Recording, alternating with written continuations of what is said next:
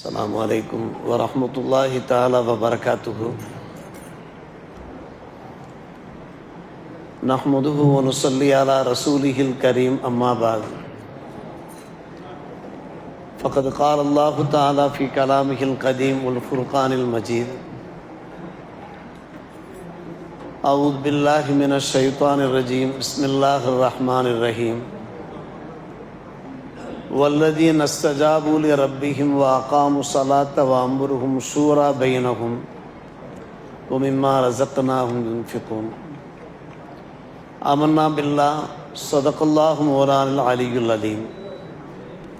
اللهم صل على سيدنا محمد طب القلوب ودوائها وعافية الأبدان وشفائها ونور الأبصار وضيائها وعلى آله وصحبه وسلم. மேலான பெரியோர்களே, சகோதரர்களே, அல்லாஹ்வின் நல்லடியார்களே, அல்ஹம்துலில்லாஹ், அல்லாஹுக்கே சர்வ புகழும்.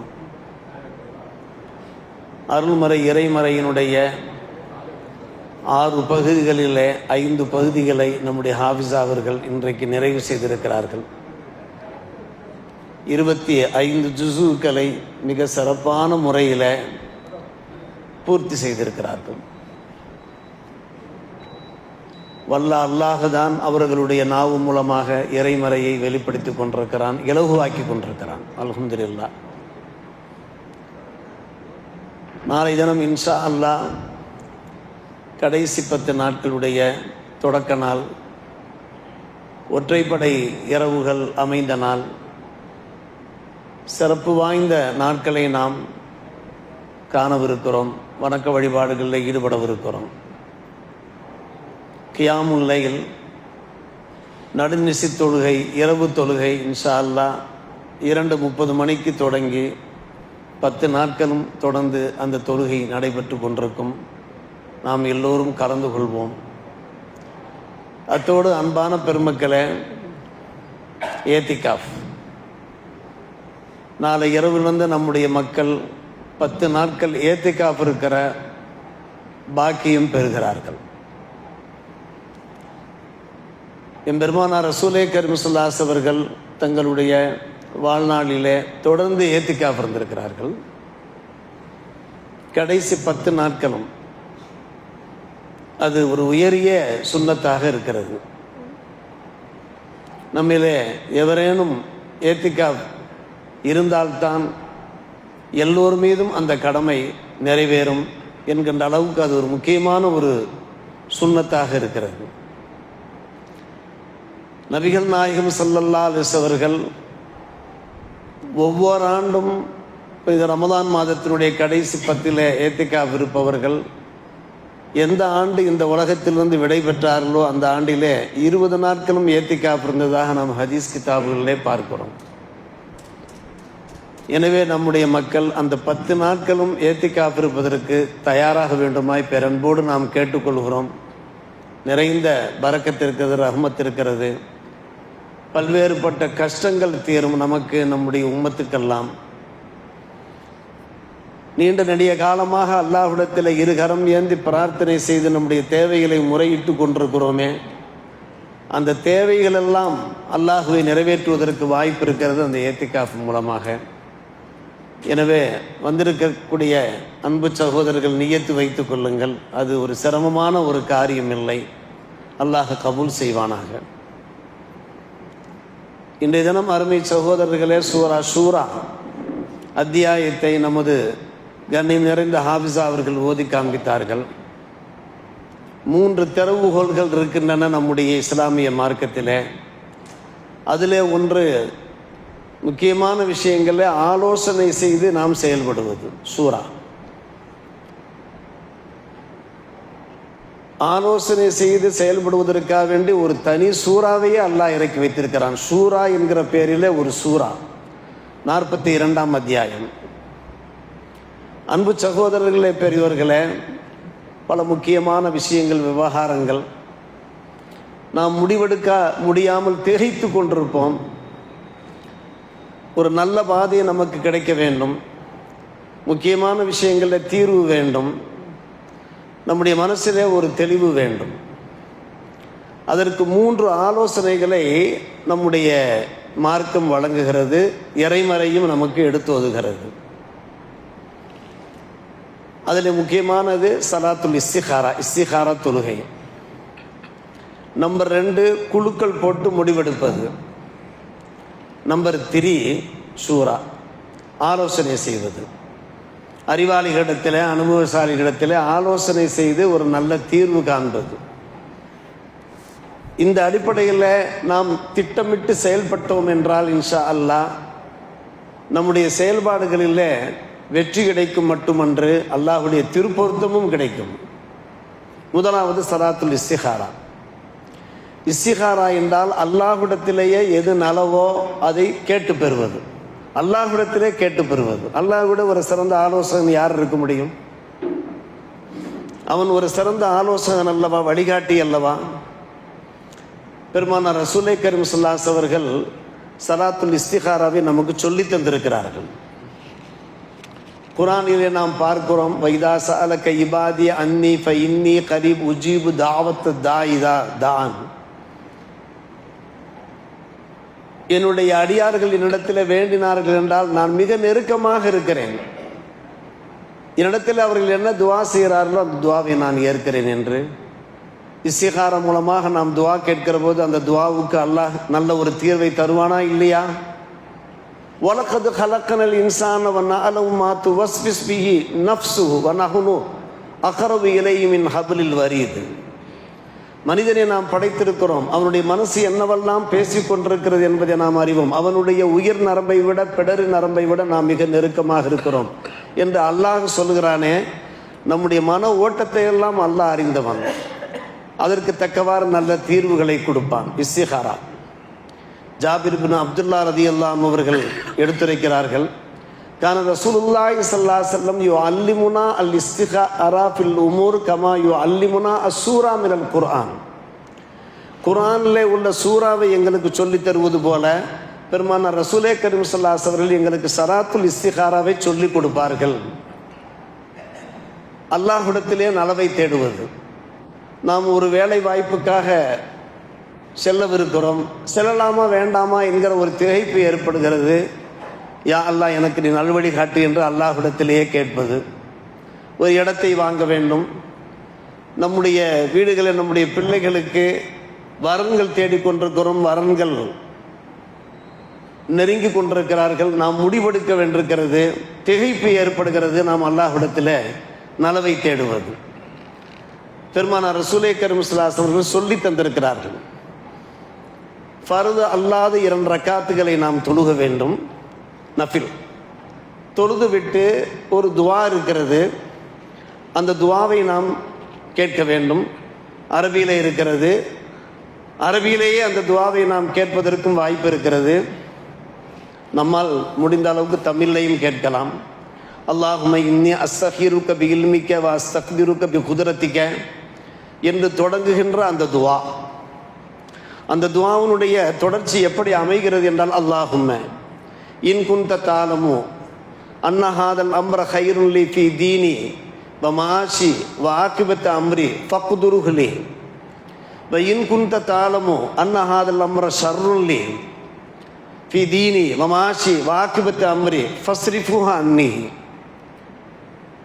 வக்துருஹுலி ஹைர் ஹைசு கேன் வரல்லினி பிஹி என்று அந்த துவா முடிவடைகிறது. யா அல்லாஹ், நான் எந்த ஒரு விவகாரத்தில் இருக்கிறேனோ, எந்த ஒரு பிரச்சனையில் இருக்கிறேனோ, அது என்னுடைய மார்க்கத்திற்கு, என்னுடைய வாழ்க்கைக்கு, என்னுடைய மறுமைக்கு அதில் ஹைர் இருக்குமானால் அதை செய்வதற்கு எனக்கு ஆற்றலைத்தா. ஃபக்துருஹுலி.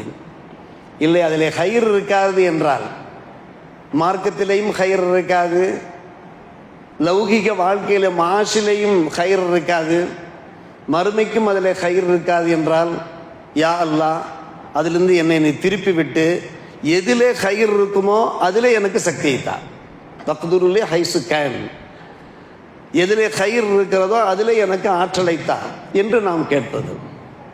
இதுதான் சலாத்துல் இஸ்திகாரா. கேட்டுவிட்டு நாம் நம்முடைய தேவையை அல்லாஹ்விடத்தில் முறையிட வேண்டும். எனக்கு இன்ன தேவை யுசம்மி ஹாஜத்துஹு என்று அந்த ஹதீஸ் முடிவடைகிறது. அப்படி நாம் துவா கேட்டோம் என்றால் அல்லாஹ்வே நமக்கு ஒரு தீர்வை தந்து விடுவான். எது நல்லதோ நம்முடைய மனசில் அல்லாஹ் ஒரு உறுதியை ஏற்படுவான், அந்த வழியை நாம் சென்று கொண்டிருக்க வேண்டும். எது தீயதோ அதிலிருந்து நம்மளை தட்டி விட்டுருவான், அல்லாஹ்வே தட்டி விட்டுருவான். அதற்கு பின்பு நாம் யோசிக்க வேண்டிய, திகைக்க வேண்டிய, தடுமாற வேண்டிய, திணற வேண்டிய அவசியமே இருக்காது. பெருமானார் ரசூலே கரீம் ஸல்லல்லாஹு அலைஹி வஸல்லம் அவர்கள் பல சந்தர்ப்பங்களில் அப்படி இஸ்திகாரா கேட்டார்கள். இது ஒரு திறவுகோல், அதாவது நாம் ஒரு நல்ல முடிவு எடுப்பதற்கு. இரண்டாவது திறவுகோல் தான் அருமை சகோதரர்களே, குழுக்கள் போட்டு பார்ப்பது. சில சந்தர்ப்பங்களில் சம அந்தஸ்து, சம உரிமை, சம பாத்தியதை உடையவர்கள் இருப்பார்கள். யாரை தேர்வு செய்வது என்கின்ற கேள்வி உண்டாகும். எல்லோருமே சமமான அந்தஸ்தில் இருக்கிறார்கள், யாராவது ஒரு ஆளை தேர்வு செய்ய வேண்டும். யாராவது ஒரு ஆளை தேர்வு செய்வதாக இருந்தால் இன்னொருவருக்கு வருத்தம் உண்டாகும். இந்த வருத்தம் ஏற்படாமல் இருக்க வேண்டும். ஒரு சௌஜன்யத்தோடு நாம் செய்ய வேண்டும். உதாரணமாக எடுத்துக்கொண்டோம் என்றால், ஒரு கிராத் போட்டி நடைபெறுகிறது என்று வைத்துக் கொள்வோம். அழகான முறையிலே, இனிய முறையிலே நடுவர்கள் அந்த கிராத்தை கேட்டு மதிப்பெண்கள் போடுகிறார்கள். 3 பேருக்கு ஒரே மாதிரியான 100 கிடைக்கிறது என்று வைத்துக் ஒரு உதாரணத்திற்கு நான் சொல்லுகிறேன். ஆனால் 3 பேரில் ஒருவருக்கு தான் நாம் முதல் பரிசு கொடுக்க முடியும். அறிவிப்பு செய்கிறார்கள்வா, கிராத்து போட்டி காம்படிஷன் நடக்குதல்லவா, யாராவது ஒரு ஆளைத்தான் நாம் என்ன செய்ய முடியும், நாம் தேர்வு செய்ய முடியும். அப்போது குழுக்கள் போட்டு பார்ப்பது. யாருடைய பெயர் தெரிவு செய்யப்படுகிறதோ அவருக்கு பரிசளிக்கிற போது அந்த 2 பேருக்கும் வருத்தம் ஏற்படாது. பேர் குழுக்களில் வந்தது, குழுக்கள் ஆலோசனை, அதற்கு பேர் குழுக்கள் ஆலோசனை கிடைத்தது, அதன் அடிப்படையில் கிடைத்தது என்று பெருமானார் ரசூலே கரீம் ஸல்லல்லாஹு அலைஹி வஸல்லம் இதை ஊக்குவித்திருக்கிறார்கள். நபிகள் நாயகம் ஸல்லல்லாஹு அலைஹி வஸல்லம் சொன்னார்கள், வலவ் யஅலமூன மா ஃபின் நிதாயி வஸஃபில் அவ்வல் சும்ம லம் யஜிது இல்லா அன் யஸ்தஹிமு லஸ்தஹமு என்றார்கள்.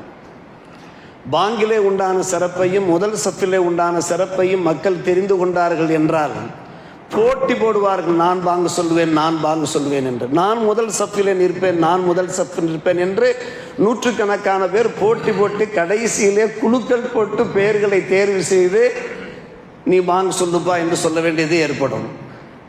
முதல் சஃபில் ஆள்களை தெரிவு செய்ய வேண்டிய அவசியம் ஏற்படும். அந்த அளவுக்கு சிறப்பு வாய்ந்தது பாங்கு என்பது. நிதா, பாங்குக்கு அரபியிலே நிதா என்கிறார்கள்.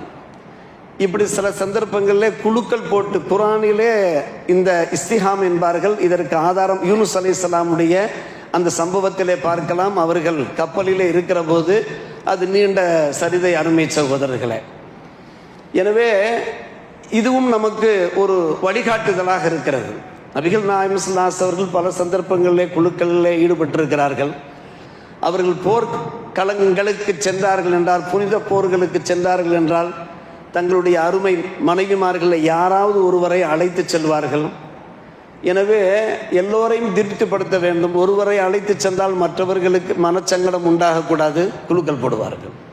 ஆயிஷா ரலியல்லாஹு அன்ஹா அவர்கள் அறிவிப்பு செய்கிறார்கள், குழுக்களில் யாருடைய நேம் வருகிறதோ அவர்களை அழைத்து செல்வார்கள். அந்த அடிப்படையில் தான் பனு முஸ்தலக் என்கின்ற ஒரு முக்கியமான போர், அது மிக மிக முக்கியமான போர், அது வரலாறு மிக முக்கியமான ஒரு விஷயம். அந்த புனித போரில் நான் தேர்வு செய்யப்பட்டேன் என்ற அன்னை ஆயிஷா ரலியல்லாஹு அன்ஹா அவர்கள் அறிவிப்பு செய்கிறார்கள். அருமை சகோதரர்களே, சில சந்தர்ப்பங்களில் இப்படியெல்லாம் சில சூழ்நிலைகள் நம்முடைய வாழ்க்கையில் ஏற்படும். அது மார்க்கத்தில் அனுமதிக்கப்பட்ட ஒரு விஷயம். மூன்றாவது ஒரு விஷயம்தான் ஷூரா, ஆலோசனை செய்தது. முக்கியமான பிரச்சனைகளுக்கு, முக்கியமான அனுபவசாலிகளிடத்தில், அறிவாளிகளிடத்தில், வல்லுநர்களிடத்தில் நாம் ஆலோசனை செய்வது. அந்த ஆலோசனைக்கு அவ்வளவு சிறப்பு இருக்கிறது. எடுத்த மாத்திரத்தில் அந்த வசனத்தை தான் நாம் ஓதி காண்பித்தோம். ஹாஃபிஸா அவர்கள் இன்றைக்கு சூரத்து ஷூரா ஓதி காண்பித்தார்கள். வல்லதீன ஸ்தஜாபு லிரப்பிஹிம், ரப்புக்கு பதிலளித்தவர்கள், வாகாமு ஸலா, தொழுகையை நிறைவேற்றியவர்கள், வாம்ருகும் ஷூரா பைனஹும், அவர்களுடைய முக்கியமான விஷயம் ஷூரா அடிப்படையில் இருக்குமானால், வமிம்மா ரஸக்னாஹும் யுன்ஃபிகூன், அவர்கள் நாம் வழங்கிய செல்வத்திலே ஜக்காத்து கொடுப்பவர்களாக இருந்தார்கள் என்றால் அவர்கள் உண்மை விசுவாசிகள் என்று அல்லாஹ் சொல்கிறான். அந்த சூறாவிலே உண்மை விசுவாசிகள், இறை விசுவாசிகளுடைய 8 இனிய பண்புகளை அல்லாஹ் சொல்கிறான். அந்த 8 இனிய பண்புகளில் இதில் 3 பண்புகள் இடம்பெறுகிறது. நம்பர் 1, அவர்கள் தொழுகையை நிறைவேற்றுவது. அதற்கு முன்னால் இஸ்தஜாபு லிரப்பிஹிம், நம்பர் 2 சூரா, நம்பர் 3 ஜக்காத் கொடுப்பது. ஜக்காத்துக்கும் தொழுகைக்கும் நடுவே சூறாவை கொண்டு வருகிறார் என்றால் சூரா எவ்வளவு முக்கியம் என்று பாருங்கள். தொழுகை முக்கியமா, ஜக்காத்து முக்கியமா? அது போன்ற முக்கியமான விஷயம்தான் சூரா. எனவே கண்டிப்பாக பெருமானார் ரசூலே கரீம் ஸல்லல்லாஹு அலைஹி வஸல்லம் சொன்னார்கள், யார் மஷூரா செய்து செயல்படுகிறார்களோ அவர்கள் ஒருபோதும் மோசம் போக மாட்டார்கள். சில சந்தர்ப்பங்களில் மஷூரா இல்லாமல் தன்னிச்சையாக சுயேட்சையாக தான் தோன்றித்தனமாக நாம் செயல்படுகிற போதுதான் பல்வேறுபட்ட நஷ்டங்களுக்கு ஆளாகிவிடுவோம். பல குடும்பங்கள் சிதைந்து போவதற்கு, பல குடும்பங்கள் பிரிந்து போவதற்கு மஷூரா அடிப்படையில் செயல்படாத காரணத்தினால்தான் இப்படிப்பட்ட ஒரு பக்க விளைவுகள், வீணான விளைவுகள் எல்லாம் ஏற்படுவதை பார்க்கிறோம். எனவே மஷூரா என்பது மிக மிக முக்கியமான ஒரு விஷயம். பெருமானார் ரசூலே கரீம் ஸல்லல்லாஹு அலைஹி வஸல்லம் அவர்கள் சொன்ன அந்த ஹதீஸை நாம் பல முறை நமது சமூகத்திலே ஞாபகப்படுத்தியிருக்கிறோம். ஒரு முறை சொன்னார்கள், நபிகள் நாயகம் ஸல்லல்லாஹு அலைஹி வஸல்லம் சொன்னார், இதா கான உமராஉக்கும் ஹியாரக்கும் வ அக்னியாவுக்கும் சுமஹாஅக்கும் வ அம்ருக்கும் ஷூரா பைனக்கும் ஃபலஹுல் அர்தி கைருன் மின் பத்னிஹா வ இதா கான உமராவுக்கும் ஷிராரக்கும் வ அக்னியாவுக்கும் புகலாஅக்கும் வ அம்ருக்கும் இலா நிசாயிக்கும் ஃப பத்னுல் அர்தி கைரும் மின் லஹரியா என்றார்கள் பெருமானார் ரசூலே கரீம் ஸல்லல்லாஹு அலைஹி வஸல்லம். 3 விஷயம் சொல்லுகிறார்கள். உங்களில் உள்ள தலைவர்கள் நல்லவர்களாக இருந்து, உங்களில் உள்ள வசதி படைத்தவர்கள் தயாளம் மிக்கவர்களாக இருந்து, உங்களுக்கு மத்தியிலே மஷூரா அடிப்படையிலே ஒரு காரியம் நடைபெறுமானால் பூமிக்கு மேலே வாழ்வது உங்களுக்கு சிறந்தது. பூமிக்கு அடியிலே கபருக்குள்ளே செல்வதை விட, இல்லாவிட்டால் கபருக்கே சென்று விடலாம். இதற்கு மாற்றமாக உங்களில் உள்ள தலைவர்கள் கெட்டவர்களாக இருந்து, உங்களில் உள்ள வசதி படைத்தவர்கள் புகழாக்களாக உலோபிகளாக இருந்து சூரா அடிப்படையிலே செயல்படாமல் பெண்கள் என்ன சொல்கிறார்களோ அதை மட்டும் கேட்டுக்கொண்டு செயல்படுவது. எல்லா பெண்களையும் தாக்கவில்லை, மாறாக நல்ல ஆலோசனை சொல்லக்கூடிய பெண்கள் இருக்கிறார்கள். ஆனால் பெண்கள் எந்த ஒன்றா இருந்தாலும் நாளை காலையில் சொல்கிறேன் போய் மனைவிகிட்ட போய் கேட்டுக்கிட்டு இருக்கிறது. எல்லா மனைவிமாரக்கூடிய மனைவின்னு சொல்லல பெருமானார், பொதுவாக பெண்கள்னு சொல்கிறாங்க. எல்லாமே கரெக்டாக இருக்குன்னு சொல்லி சொல்ல முடியாது. இப்படியே நாம் ஒரு பக்கமாக சாய்ந்து சென்றோம் என்றால் பூமிக்கு உள்ளே சென்று விடுவது சிறந்தது என்கிறார்கள். மண்ணறைக்குள்ளே சென்று விடுவது சிறந்தது இந்த மேல் பரப்பிலே வாழ்வதை விட என்கிறார்கள். அருமை. இது பெருமானார் ரசூலே கரீம். அப்போ மஷூரா அடிப்படையில் நாம் செய்ய வேண்டும். பெருமானார் ரசூலே கரீம் ஸல்லல்லாஹு அலைஹி வஸல்லம் அவர்கள் பல விஷயங்களில் மஷூரா செய்திருக்கிறார். மிக சுருக்கமாக நாம் சொல்ல வருகிறோம். கடைசியாக நாம் சொல்ல வருவது என்ன, பாங்கு எப்படி உருவானது? தாங்கள் ஒரு கேள்வியை எழுப்புங்கள். பாங்கு சொல்லி மக்களை தொழுகைக்கு அனுப்பினோமே, அதற்கு பின்னாலே ஒரு பெரிய வரலாறு இருக்கிறது. புனித மதீனா வந்தார்கள் பெருமானார் ரசூலே கரீம் ஸல்லல்லாஹு அலைஹி வஸல்லம் அவர்கள். அப்போது பாங்குங்கிற ஒரு ஏற்பாடெல்லாம் கிடையாது. மக்களுக்கு தொழுகையினுடைய நேரம் வந்துவிட்டது என்பதை எப்படி அறிவிப்பு செய்வது, எப்படி தெரிவிப்பது?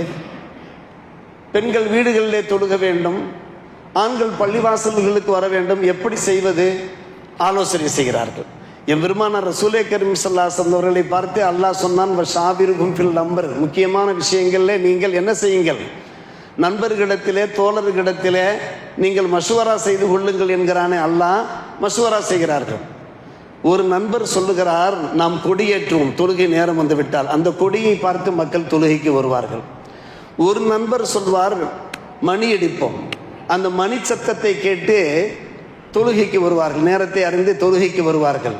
பெருமானார் ரசூலே கரீம் ஸல்லல்லாஹு அலைஹி வஸல்லம் அவர்கள் ஏற்கவில்லை. இது நசாராக்களுடைய பழக்கம். டொயின்டு மணி அடித்து மக்களை ஒன்று கூட்டுவது என்பது அது நசாராக்கள் கிறித்துவர்களுடைய ஒரு பழக்கம் என்று நிராகரித்து விட்டார்கள். ஒருவர் சொன்னார், உயரமான மலையிலே நெருப்பு மூட்டுவோம். ஒவ்வொரு தொழுகையினுடைய நேரம் வருகிற போது நெருப்பு மூட்டினால் அந்த நெருப்பினுடைய ஜுவாலையை பார்த்து மக்கள் தொழுகை நேரத்தை தெரிந்து கொள்வார்கள். இது நெருப்பு வணங்கியனுடைய பழக்கம், இதை ஏற்க முடியாது என்று சொன்னார்கள். சில பேர் சொன்னார்கள், கொம்பூதுவோம். சில கிராமங்களில் பார்க்கலாம், பூக்கு என்பார்கள் அரபியிலே.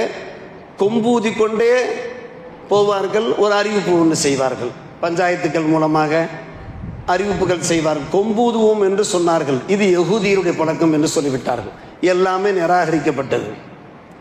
கடைசியாக இந்த பாங்கு எப்படி முடிவானது என்று கேட்டால், உமர் ரலியல்லாஹு அன்ஹு சொன்னார்கள், ஏன் இவ்வளவு பெரிய சிரமங்கள் எடுக்க வேண்டும், ஒரு ஆளை ஏற்பாடு பண்ணுவோமே.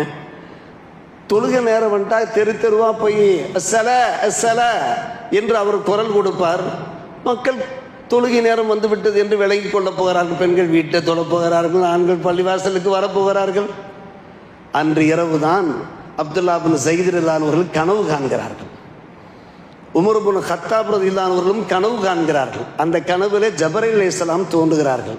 இது புகாரில உண்டான ஹதீஸ், இது கற்பனை சரக்கு கிடையாது. அன்பான பெருமக்களே, ஜிப்ரீல் அலைஹிஸ்ஸலாம் தோன்றி பாங்கை சொல்லித் தருகிறார்கள். பாங்கனுடைய வழிமுறைகளே, பாங்கனுடைய வாசகங்களை சொல்லிக் கொடுத்தவர்கள் அண்ணல் ஜிப்ரீல். ஜிப்ரீல் எங்கிருந்து வருகிறார்? அல்லாஹ்விடமிருந்து வருகிறார். அல்லாஹ்விடமிருந்து வந்த அறிவிப்பு, நீங்கள் மக்களை தொழுகைக்கு அழைக்க இவ்வாறு நீங்கள் என்ன செய்யுங்கள், பாங்கு சொல்லுங்கள் என்று. இன்றைக்கு நம்முடைய பிலால்மார்கள் பாங்கு சொல்கிறார்களே, இந்த பாங்கை சொல்லிக் கொடுத்தவர் ஜிப்ரீல் அலைஹிஸ்ஸலாம் அவர்கள். பெருமானார் ரசூலே கரீம் ஸல்லல்லாஹு அலைஹி வஸல்லம் அவர்களுக்கு இந்த தகவல் சொன்ன மாத்திரத்தில் அப்துல்லா பின் ஸைத் ரலியல்லாஹு அன்ஹு அவர்கள் சொன்ன மாத்திரத்தில் பிலாலை கிளப்பினார்கள். பெருமானார், சென்று பாங்கு சொல்லு, அப்துல்லா பின் ஸைத் சொன்னபராரு சொல்லு. அந்த சத்தத்தை கேட்டுட்டு உமர் ரலியல்லாஹு அன்ஹு சரியான முறையில் கூட கைலி கட்டாமல் வேகமாக ஓடி வர்றாங்க. நானும் நைட்டு இந்த கனவு தான் கண்டேன்னு சொல்கிறாங்க. அவங்க மட்டுமல்ல, ஃபத்துஹுல் பாரி போன்ற கிதாபில் பார்க்க இன்னும் நிறைய சஹாபிகள் கனவு கண்டாங்க. அந்த கனவு மூலமாக உறுதிப்படுத்தப்பட்ட ஒன்று தான் இன்றைக்கு உலகம் பூராம் பாங்கொலிக்கப்படுது. இது மஷ்வரா அடிப்படையில் நடந்தது. அன்பான பெருமக்களே, ஒவ்வொரு நண்பரும் ஒவ்வொரு யோசனை சொல்ல, கடைசியில் உமர் ரலியல்லாஹு அவர்கள் யாராவது ஒரு ஆளை அனுப்பலாமே என்று சொல்ல, கடைசியாக அல்லாஹுடைய புறத்திலிருந்து அறிவிப்பு வர எல்லாம் மஷ்வரா. மஷ்வராவுடைய ஒரு பரக்கத்து தான் இந்த பாங்கு. மஷ்வராவில் ஒரு பரக்கத்து இருக்கிறது. ஆக 3 விஷயம். நாம் ஏதாவது விவகாரங்களிலே, பிரச்சனைகளிலே ஏதாவது நல்ல ஒரு தீர்வு காண வேண்டுமென்றால், ஒன்று சலாத்துல் இஸ்திகாரா இருக்கிறது, நமக்கு வழிகாட்டுதல் இருக்கிறது, அல்லது குழுக்கள் இருக்கிறது, அல்லது மஷ்வரா.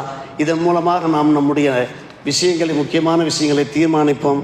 வல்ல அல்லாஹ் நம்முடைய ஒவ்வொரு செயல்பாட்டில் நிறைந்த பரக்கத்தையும் ரஹ்மத்தையும் தந்தர் புரிவானாக. வாஹிர் தாவானா அல்ஹம்துலில்லாஹி ரப்பில் ஆலமீன். அஸ்ஸலாமு அலைக்கும் வரஹ்மத்துல்லாஹி வபரகாத்துஹு.